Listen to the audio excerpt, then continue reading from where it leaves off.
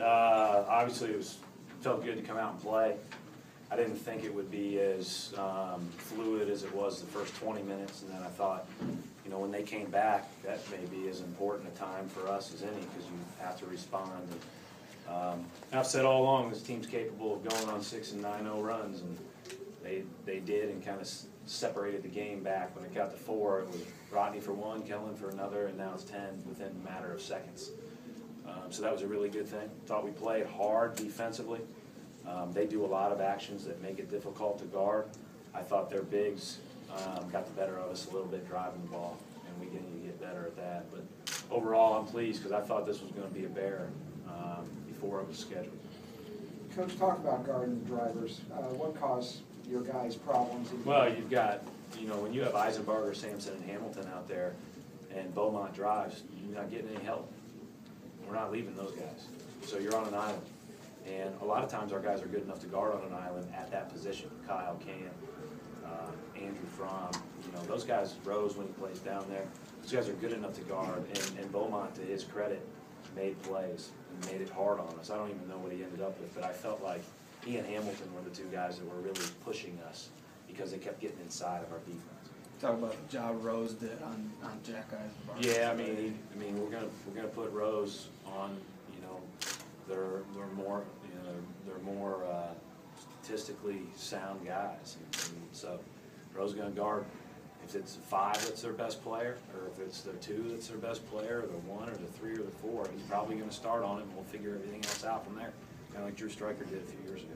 Brad, you know, last couple of years, great success. Are we going to see a kind of new look Butler team with more explosiveness and more tempo? And if so, I mean, is that something that you recruited by design? I think we wanted to shoot it better. It's clear. But, you know, it's kind of funny because all these guys were already in the fold before last year even started. So it's not like we went out and said, okay, we got to go get a couple of guys. They were already here. Kellen was already coming, and Rodney was already here. You know, you just kind of biding your time until they got there. But I think it just, you know, this group has a chance to be very good in that regard. Now, you know, we've had other groups that have been very good, and they've done it through a 35-game season. So far through the first one, we looked like we could do some things offensively, but, you know, as soon as you say that, you know, we got our hands full Tuesday. They won by 100 the other day.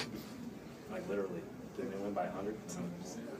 Kellen, obviously you're very familiar with this dream. You've had 2 exhibition games, but what was it like your first, you know, formal college basketball game? Because you know you look like you're very comfortable, you know, knowledgeable what Butler was going to run. It just really didn't look that much like a newcomer. Yeah, it was a great experience for the first time.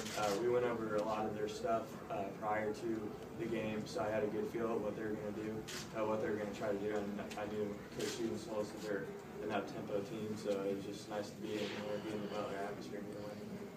What's the biggest adjustment to go from high school to college?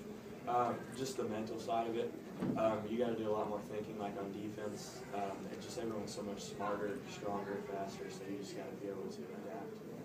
Everybody talks about your shooting, but what else can you do other than shoot? Well, I'm trying to work on my defense a little bit, handle the ball, and just trying to give my teammates some extra shots and some open shots. Great for others, great for myself.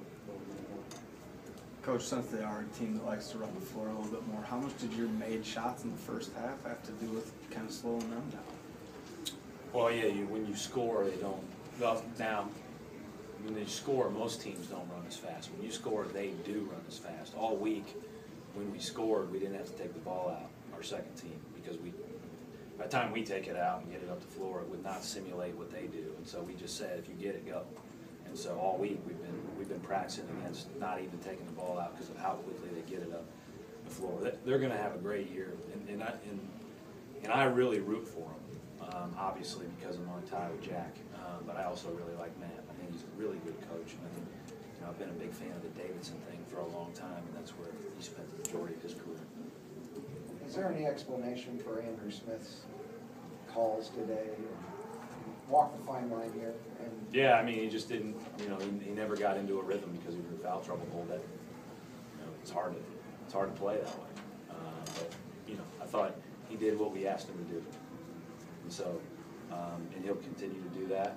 And, he should be fresh tomorrow at practice. There were several points, especially in the first half, where you had 1 or 0 starters on the floor. Other than Kellen, talk about your bench play. Well, he's going to be on the floor a ton. Whether he starts or not, he's considered a starter in my book, because the thing that Kellen gives you that a lot of guys don't, to be quite candid, is he can go and go and go and go and go. He's in terrific condition. He takes care of his body. It means a lot to him. He's just at a higher level than a lot of guys I've coached. So you can play him for 17 straight minutes or 25 straight minutes or whatever the case may be. It gives you a lot of flexibility off the bench. But, I trust those guys. And I thought Fromm did some good things, especially on the glass late. I thought Jackson came in and gave some good minutes. And, I trust Barlow a great deal. I trust him a great deal. And I think that he plays to win, and he's really good defensively.